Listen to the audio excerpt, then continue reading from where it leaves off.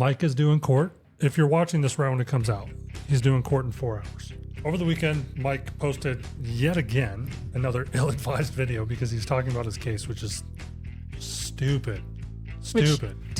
You don't go around talking about your court case, man. You don't do that. Any attorney with any amount of time will tell you that. It doesn't matter if you're right or wrong. It doesn't matter if you're guilty or not. You do not talk about your case ever for any reason. It's not even a fortified door. Nothing special about it. It's like a bedroom in his house that he just has some racks on the walls to be able to flaunt and show off a couple of things. He's a complete liar. It's egregious lying. A focus group is not a group that you preach to. Life isn't easy these days, but no one said it was going to be easy.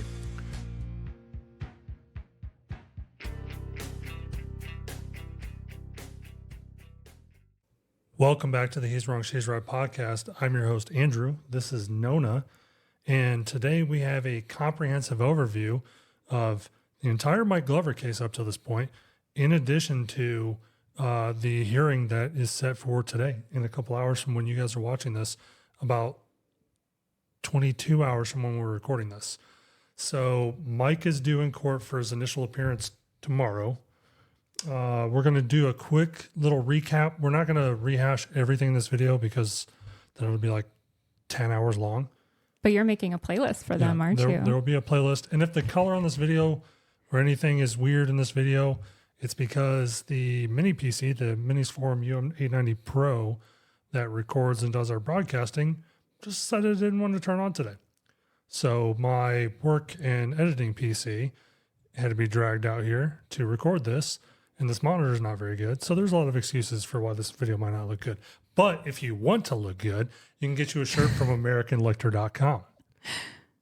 I'm going to master the segue stuff, right? They're not sponsoring this. Just love the guys. They're doing great stuff. They're working with Grimsey. So if you guys watch the Grimsey episode, they're going to be putting out his shirts as a partnership. Nice. This is one of their partnership shirts as well. Actually, I have two of them that just came in the other day. So go check them out. Link will be down in the description.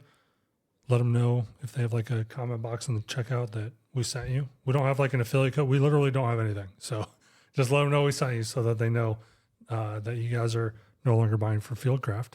Well, Mike's not there anyways, but so Nona. Yes, Andrew. And I promise you guys, I'll put screenshots and images in this video, but there'll also be a folder where you guys, all the documents, the PDFs, everything that we have from the courts, screenshots, images, everything, even the video, because there's a high chance that he either took it down or might take it down, will be in this folder for you guys to consume, break down however you want.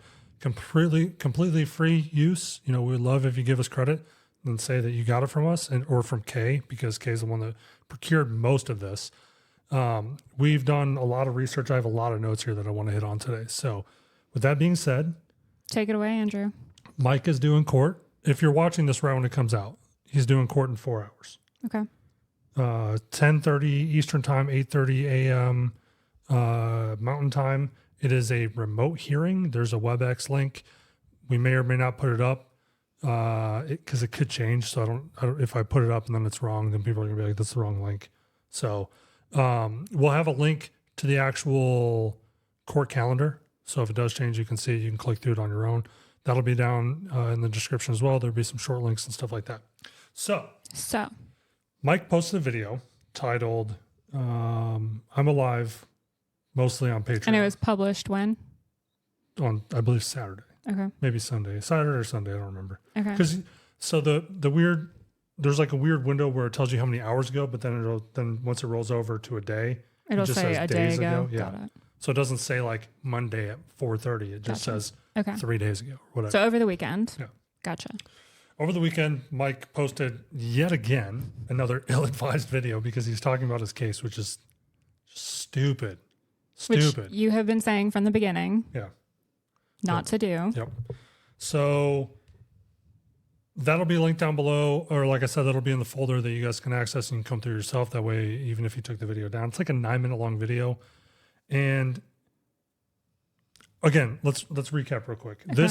This is a new or a different woman, a new case. This is completely separate from last year, with the exception that because he violated the abeyance, that's being extended 6 months to let this play out. And if he's found guilty of this, they will re-tack on the charges from last year, guys. So beware of that, which also includes the new Fieldcraft CEO, because his charges were also dropped from the same case that the abeyance is from for witness tampering. And guess who the woman is that was the witness or the witness slash victim in that case? Who? Jessica, who now he's once again claiming is his spouse. Choice of words, right? Right. So yes, I want to know the actual details on that. They're not married. I do know for a fact that they're not married. I have sources that have told me they are in fact not married. We cannot post proof of that because Utah court only makes records public for marriage certificates 75 years after. So if they want to if anybody's a time traveler and can jump 75 years, please let us know. If they want to post the proof, which I bet they won't because they can't, they're more than welcome to do that. But they're not married.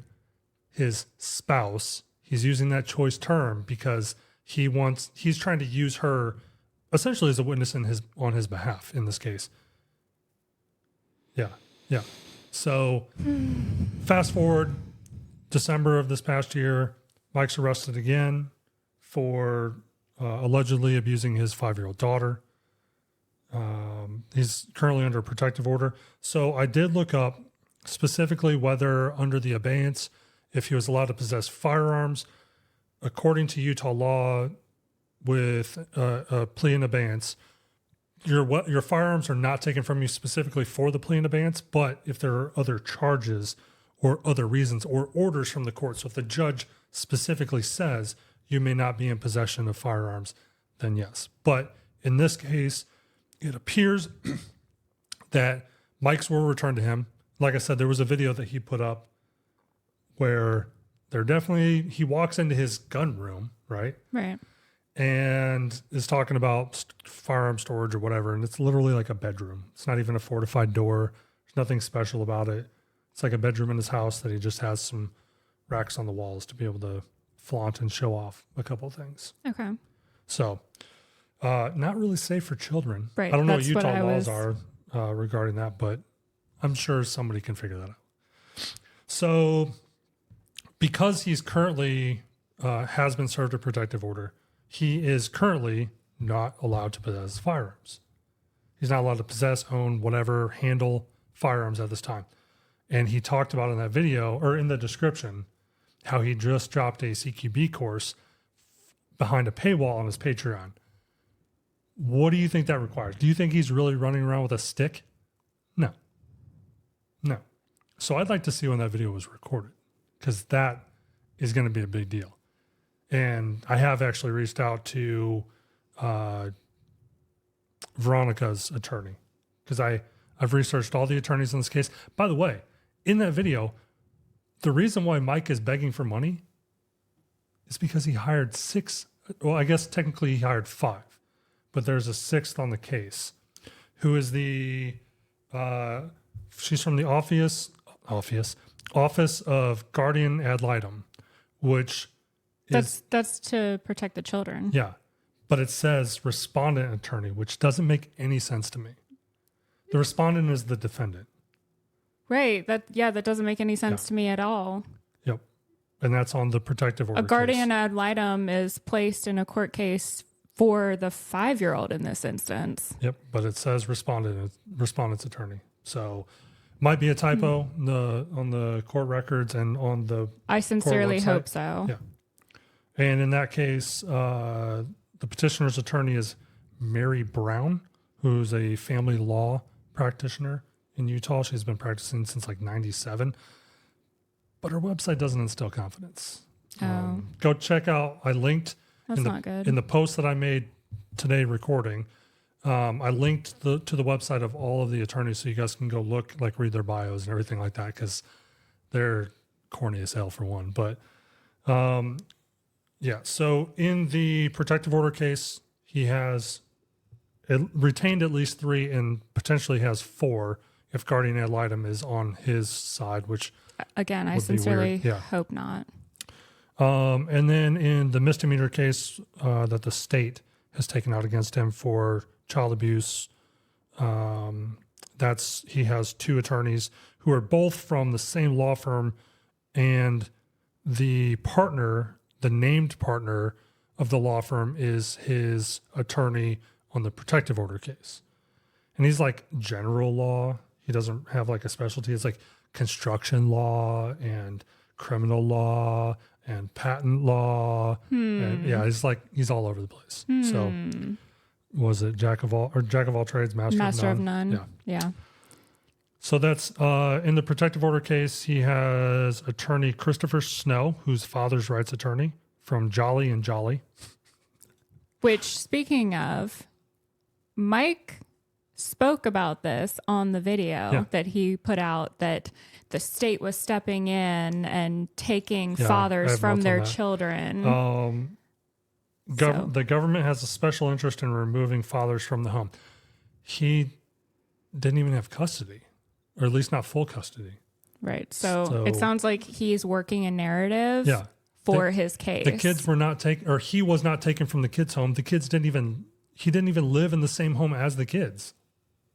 They lived with Veronica. So they didn't take Mike out of his home. He's specifically choosing words to make himself sound like the victim. He's a complete liar. It's egregious lying. So yeah, and I don't know if Veteran Biker is watching this, but I know that he said that he was doing some stuff. He was looking for the body camera footage, which, if you guys are curious, Kay had reached out to the state both last year and this year regarding the arrests, mugshots, et cetera, et cetera. The reason that Utah gives that information is not made public is that they don't publish that until after the accused is found guilty or takes a plea deal. Gotcha. So if it's dismissed, whatever, they don't publish that. So from last year's case, there's not going to be a mugshot unless the plea in abeyance comes back and then he's found guilty. Then that mugshot will come out. But he surrendered himself in that case, so I don't think there's body camera footage. Gotcha. I believe that there is for this one. I've reached out to Hayden Walker, who's the arresting officer. Yeah, sheriff's deputy / he's a detective now. There's a couple of pictures of he probably uses like a pseudonym or something on social media, but Utah has like public records for their like state employees, which I believe most states do. Okay. So it's published, and then there's people that track this kind of stuff. Okay. And so I've seen some pictures of us, and there's public pictures of his graduation from 2019. So he's a youngin'. Yeah. He's 30 years old. He was awarded the Outstanding Firearms Award, which is given to the cadet with the overall high average on the day shoot and night shoot, and was presented to the new Wasatch County Sheriff's Office Deputy Hayden Walker on October 1st, 2019. So congratulations, Hayden. Sounds like you're a good shot. He's a very short guy. Very, very short. I'll put some pictures up here for you guys so you guys can check him out. But yeah, he sounds like a, Don't good, shit on a short king. I'm not. I'm saying that, he's clearly, puts in the effort. He clearly is a good officer.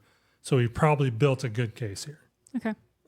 Let's hope so. I have full confidence that Hayden Walker put together a good case against Mike. Bounced around a little bit. So you had asked me whether or not Mike had any sort of formal education, because there's a common thread between the majority of the attorneys. You said they all went to BYU. All but one. And I wanted to know what his connection was. Actually, I guess all but two, because one went to those attorneys specifically. Mm-hmm. And did he know them from BYU, or is he LDS as well? So let's go back through this real quick. And I didn't put this on here, but I think I remember.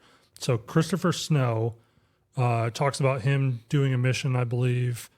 Like there were 2 or 3 of these where in their bio it said like they did a Spanish-speaking mission for the LDS Church. Yes, that's huge. Yeah. For 2 years. Yes, that's crazy. normal. Yeah. And that's huge. That's why I asked, is he LDS? It Is that what the common thread is here? I do believe Mike is. And is that why he was talking about God and equated himself to fucking Jesus in a self-deprecating way to make sure that you would pass the coffer? Yeah. What? Yep. So Christopher Snow, family rights attorney, Scott Waite, who's jack of all, again, from Esplin Waite is the law firm, esplinwaite.com. Again, all these links will be in there so you guys can check all this out yourself. Then Gene Pierce, who's from the Office of Guardian Ad Litem. Mm-hmm. Then attorney Chris Dexter, who's named attorney, or at least family member of the named attorney. It doesn't actually say in his bio. It's a very long bio if you want to go read it. Like 12 different things are listed as like his specialties. That's dexterlaw.com. The petitioner attorney for the state, not for the state. This is for the protective order. So it's attorney Mary Brown, family law practitioner since 1997. And it's slcatty.com. Website does not inspire confidence, which is very troubling because there's clearly a lot more money being thrown from Mike at his side than there is from Veronica on her side. So hopefully this case is sound, and the evidence there for the protective order is sound as well. So tomorrow or today specifically, this case is the initial hearing, or this hearing is the initial hearing for the state's case, not the protective order. That's on the 24th of this month. So check back for that as well. The attorneys on the misdemeanor case are defense attorney Brixton Hakes, who's a criminal defense and constitutional rights. The other guy, the Dexter guy, is construction. Yeah. There's a lot going on here, guys. There's a lot going on here. And then Rebecca Griffin, who's criminal defense. And ironically, there's a Rebecca Griffin attorney here in Raleigh. So it took a minute for me to find the right one. Gotcha. She's a little bit older. The one here is like our age. One is white, one is black. So they're definitely not the same person. Okay. And then the state's attorney, or the deputy county attorney for Wasatch County, is McKay King, who's been practicing law for like 30 years as well. Okay. Or like 20 years, something like that. He had like 15 years of like defense attorney history. Do you want to predict what's going to occur tomorrow? Do I want to predict? I don't want to predict. I want to say that it's his opportunity to make an initial plea. So he's either going to plead guilty, plead not guilty, or take a plea deal. My assumption, because we're 3 months into this roughly, is that he's either going to plead not guilty, and it's going to move forward in a couple weeks or months. Okay. Or there's already been a plea arrangement. Veteran biker sent me a text stating that there's some bombshell information or something along those lines that Doofus McGee, what's his name, has. Doofus McGee. I can't think of his name. Valhalla. Nathan. Yeah. So congratulations, Nathan. I hope you really did some research this time, but I don't think that you did. I think you're just pulling shit out of your ass again. Remains to be seen. I'm not going to watch the video. So if you guys have watched it, let us know if there's a video. So he asked if we were copying his work, and I'm like, why would we do that? Why would we copy the person that gets everything wrong? Stupid. So the common thread between them is, or between a lot of them, is that they went to BYU. And that they're all LDS. Yep. Is it normal for Mike to talk about God and church and? That's nothing that you've mentioned previously. So I'm wondering if this is like his road to redemption, and he has to pay it back to them. He had always brought it up, but in like passing, not as aggressive as he is with it now. Okay. So his comments, I took some snippets out of the video if you guys don't want to watch it. So this is in order of how it is in the video. So he opens up, talking about how he hasn't seen the kids, blah, blah, blah. And then he starts talking about like your... No, that's how he ended the Oh, video. yeah, I'm sorry. He didn't open it with the children. Yeah. He ended it with... So he opens it talking about, you know, doing what's right when nobody's looking. He talked about integrity. Yeah. He talked about morals. Yes. He talked about... He said, do you have your stuff together? What do you do when nobody's looking? Do you do the right thing when nobody's looking? He said that's the definition of integrity. And he was quite literally talking about himself, and the irony was not lost on me. Yeah. Dude, you're the defendant here, man. We know that you're trying to run defense. It looks horrifically pathetic, especially the play for money, paywalling all of this content because you can't afford all of these attorneys. He made a point to talk about how, you know, his only income right now is his Being disability. a disabled veteran. And that, so I don't know how and who he claims. So if we go on the assumption that he's claiming all 3 children in some capacity and potentially Jessica, it's probably... Wait, you wouldn't be able to claim somebody who's not actually your spouse. I'm saying at the high end, I'm throwing everybody at it to give a high end number. He's potentially bringing in at the high end $4,200 to $4,400 a month. If he's 100% disabled. Which he claims that he is. And we can FOIA this information, so. Okay. But haven't done that yet. So that's what he claims. Claims that he doesn't need the money. He's like, this isn't a money play. But then he also talks about how he could only afford the free version of Zoom. And then he complained about only 7 people showing up to his free Zoom. No. He said over 100 people signed up. Right. But then only 7 people showed up. And then he caught himself and was like, not that I wasn't happy to talk to all 7 of you, but... Yeah. He's like, you know, people get excited and they sign up and then they don't show up. Dude, that's not what happened. I wouldn't even be surprised if only 7 people signed up. Would not be shocked. Would not be shocked at all. Then he goes into talking about how he wants to do men's focus groups and then eventually with his spouse. Oh, yeah. And then my spouse will assist in the female focused ones. Yeah. Like,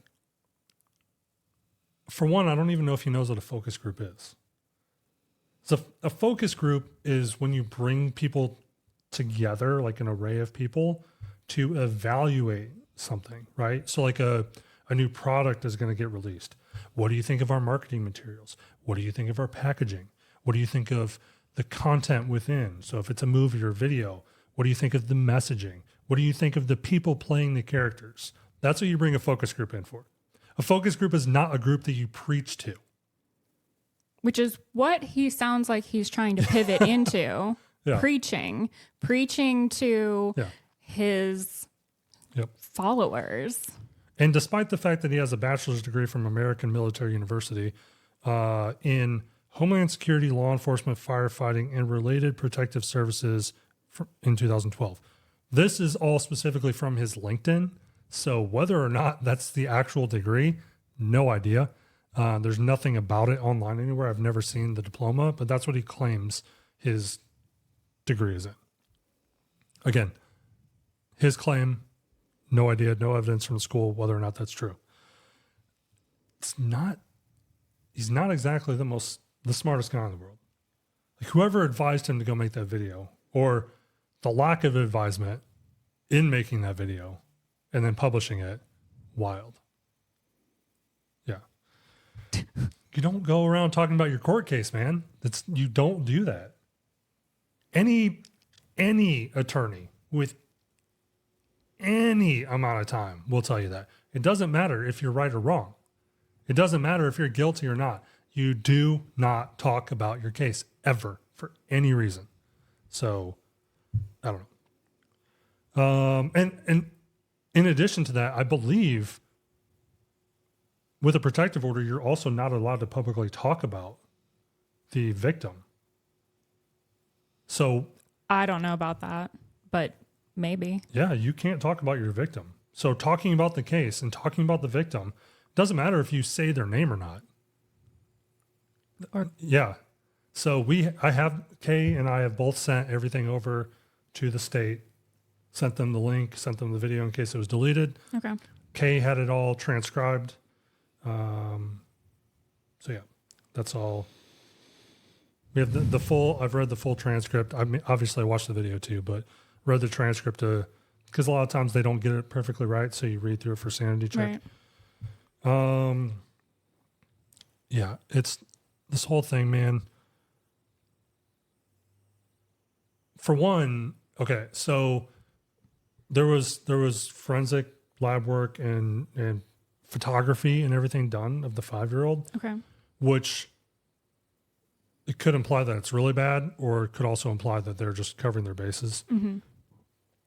I'm going to go with, Deputy, what's his name, Walker. Was being thorough. Yeah. But another thing, and I talked to Kay about this just to make sure, is that the original attorney on the protective order case recused herself. I really want to know why. So without going all the way back, so we have 143 pages to scour over. Mm-hmm. Without going back, Kay believes that she might have been involved last year, and because they don't want it to have any ability to go to appeal, this judge heard our case last year. Gotcha. She might be. So a potential conflict of interest? Yeah. Gotcha. So the judge made the right move, recused herself. There's a different judge in place. That should go in the state's favor. I guess that's not the state in that case. This is the protective order case. Should go in Veronica's favor, potentially. Who knows? Well, remains to be seen. Again, we'll be live streaming this as well, or at least I will, potentially, depending on if I can get the equipment all set up and good to go. What? This is the first I'm hearing that you're going to be live streaming Well, it. it won't be out here. I'll have to do it from the office. Yeah, you can do that. Okay. And again, that's, if you're watching this, we're 30 minutes into the recording roughly, so it's like 3.5 hours from now at the time of this video going up. If not, you probably missed it. You can watch the recording. It'll be in the live tab or whatever on YouTube. It will not be anywhere else. It'll only be on YouTube. Setting everything else up is ridiculous, and I'm not going to pull down the video and publish it everywhere else. It should be quick and dirty because he's just going in there to make his plea. Quick and dirty. Yeah. What? So another thing, another couple notes that I had in here, okay, other than Mike begging for money, that he's 100% disabled, claiming Jessica is his spouse, is that he is... He never used her name, though. Right. So still serving, he's picking and choosing his words because he knows people will pick up on that. He's still serving the abeyance, plea in abeyance from last year, which for everybody was like, oh, he's innocent. No, that's not what happened.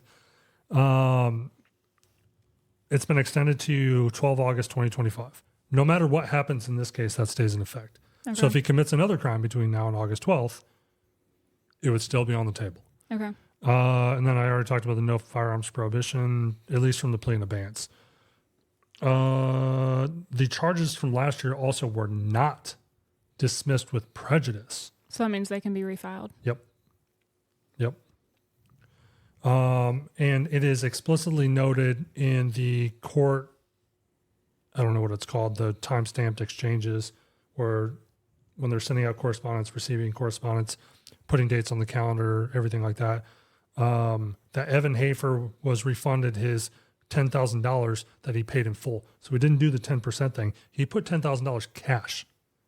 And it was him, not through the, what are those people called? Bondsman? Yeah. He didn't do it through a bail bondsman. He didn't do the 10% thing. He paid the full $10,000. And it was returned to him in full. And where did you get that information? Right from, if you actually go and look at the 143 pages. If you're on a computer, Control F or Command F, I guess if you're on a Mac, type in Evan or Evan Hafer, and there will be a whole line about it. Interesting. Yep. And maybe I'll put it up on here. Who knows? There'll be a little snippet.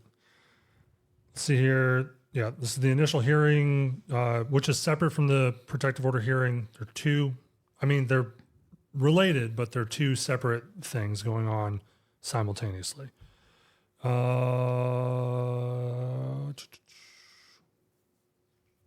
If you guys want to look any of this stuff up, it's Judge Robert Lunnan is the judge presiding over the case today. When you're watching this, 10:30 a.m. Eastern time. The case number is in Utah court is 241-500-348, and the other case, the protective order case, where did I put that number at? I don't know. Put it on screen right here, Andrew. It'll be on screen right here. It'll also be. I will remind him to add it. It'll be. I know I put it in the notes. I just don't. It's all because I've jumped around, so I don't know where it is in here anymore. Yeah, but I had one more thing. Yes, Andrew. Okay. Actually, I want to ask you a question while I'm pulling this up. Okay, what's the question? What do you think Detective Hayden makes per year? When did he become detective? I don't know. It doesn't say. This number is from 2022. It's not recent. Oh, okay. That will help.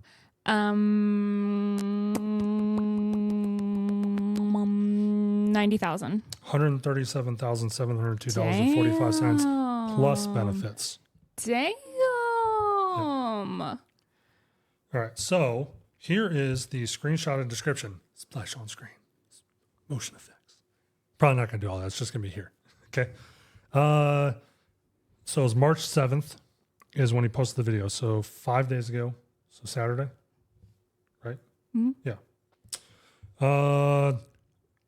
You have the view count, the date, okay, are the first things in the description. That's on every video. Then right below that, patreon.com/Mike Glover. Doesn't even give a description right away. Throws the link in there first. What is it called when you're a paid subscriber on Patreon? Patron. Yeah. That's what it's called? Yep. Okay. So it's just hitting everybody up to be a patron. Title of the video, I'm alive, ellipsis, used correctly. Good job, Mike. At least on Patreon. Okay. Getting in the description. I appreciate y'all's support. Life isn't easy these days, but no one said it was going to be easy. The truth will come out, and until then, I'll be on Patreon and occasionally back on here. Thanks for all those decent people who have backed me in this difficult time, especially my family. I'll take all the prayers I can. Sorry about the disabling of comments. And then he hyphenated it for some reason. It's not usually how I roll, but honestly, I'm just tired of people running their sucks on something they know nothing about. It's exhausting. If you want to see more, I'll be doing content on Patreon for all tiers to include Prepped, my weekly show, live feeds on Sundays, and Q&A weekly. I dropped Carbine CQB in home defense for T1-2 subs. Hope to see y'all around. MG. You're running your suck, Nona. What a loser. So yeah, that'll be here in the video, and that'll also be linked below for you guys to see, because obviously it's goofy. But to talk about dropping Carbine CQB, I hope you recorded that video before Christmas and are just now getting around to putting it out. Yeah. So nice little package of stuff to sent over to the attorneys and stuff. Yeah, Nona, any other comments? Any other notes? Nope. I really have nothing to say about this guy. Jameson's Travels, if you guys watch his channel, when I sent him a text Monday, what day is today? Today's Wednesday for us? Mm-hmm. Yeah, Monday I sent him a text. I didn't even send him the video link. I just told him, I said, Mike uploaded a video, and about 15, 20 minutes later, he comes back. He's like, oh my God, that's pathetic. I don't need money, but, if you guys want to support me. I don't need money, but I need money really bad. Attorneys are expensive. 5 attorneys are very expensive. Mm-hmm. Unless somebody else is paying for it. That's always a possibility. Yeah, it is a possibility. But it also brings to the forefront how bad Fieldcraft had to have been doing over the last year. You also wanted to talk about what his future endeavors were going to be. Oh, yeah. I do have that note too. Mm-hmm. Mm-hmm. So why don't you add that right now? Yeah. Well, talking about the money thing, like how do you squander I know how much Fieldcraft was doing in sales a couple of years ago. Mm-hmm. So how bad did it crash? I mean, you no longer have any of the staff members that I knew that were there, Ricky and Rob, who I did reach out to for comment. They were not interested in doing that for obvious reasons. But yeah, let's see here. Where did I put that at? Oh, yeah. So from somebody that keeping our source close to the chest, they do not want to be identified right now, but they're very, very big within the firearms industry. Very big within the firearms industry. Has it on good authority that Mike is attempting to find a position in some capacity within the federal government. Now, and there's no regulation regarding it orders that are in place. It depends. I mean, that's obviously his hope is that everything got he dropped. can rub elbows with the right people, but I know some of the people that he's friends with. Obviously, Evan, he's friends with, and then he's also friends with Tim. Your favorite buddy. And who does Tim Kennedy rub elbows with? Sarah Verardo. The Independence Fund, Veterans Justice Initiative. Her family owns the Boston Celtics. Well connected in Deep DC. pockets. Yep. Well connected in DC. So, like I said, have it on very good authority that he's vying for some sort of federal government job, whether that's security, consulting, not sure. But it'll be interesting to see what comes of that in the future. Not a good look. No. So, yeah. Any closing thoughts? Anything else? Guys, if there's other information that comes up, obviously we'll try and put out updates. We, as you know, we don't break from our routine, our Monday, Tuesday, Thursday. We'll put up shorts, but we don't make additional videos unless we do a live. So don't think we're going to drop an episode on Friday or a Saturday with a super secret update. We film, we edit, we put it out on our normal schedule. We're busy using our suckers for other things. Yeah. Yeah. Oh yeah, you copied off of me. No, it's literally been done for days and we just don't break our content schedule. So with that being said, again, the drive with all of the stuff, because I have, what all do I got in here? Got some documents, I got some notes, I got some images. That whole PDF, like I said, it's like 143 pages. I'm clicking on it to see if I can. No, it doesn't tell me in the preview pane how many pages it is. So. You're going to have a fun time editing this video, Andrew. Oh, yeah. Good luck. Which means I actually have to watch it. Yay. All right, guys. Thank you so much for watching. Let us know what you think is going to happen for Mike. And you know what? What? For the doofus of the week, I should have it be Mike's description. Okay, there you go. That's the I did doofus have of the one week. that I wanted to put in there, but now I'm shifting gears. Okay, perfect. So yeah, let us know if there's additional information. If you'd like to contribute anything positive. We know that there are those of you out there that are watching this that don't comment because you don't want people to know.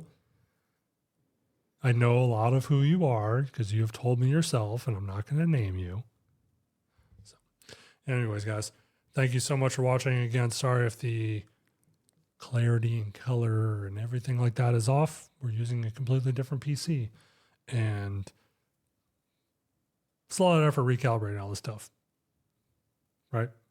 Hopefully we get it fixed before we record next. All right, guys, thank you so much for watching.